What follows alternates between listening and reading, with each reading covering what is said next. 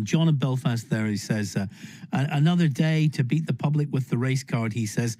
She was dressed, he's talking about Ngozi, she was dressed in Nigerian clothing with Nigerian colours. Why wouldn't someone ask a question about your cultural heritage? You're almost inviting them to with your dress. So if I was in that situation and I had a genuine curiosity about their dress, my questions would be framed entirely around their dress. How would you ask it? That dress looks amazing. What's the background of it?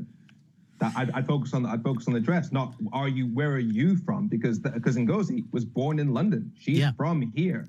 If you have curiosity about a dress, ask about the dress. But where are you from? Where are you really from? Which part of Africa are you from? Implies that person themselves, not their dress, not the way their hairstyle isn't from here and isn't one of us. It's very othering. Mike here in Dungannon says, I'm a white male.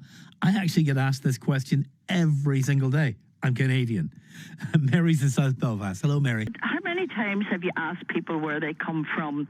And I say I'm Irish, and people say to me, oh, well, what part of Ireland? Yeah, that happens a lot. I think this has been blown totally out of proportion. Now, I'm not a racist. I think black people have, maybe are rightly hypersensitive to people questioning, where they come from. Because of a history of exclusion and abuse. English. Yeah. But I do think maybe it's been blown out of proportion. You say that you acknowledge that people will be more sensitive to it because the history of exclusion and the history of discrimination, etc. But then we go back to but you should have just gotten over or gotten past it.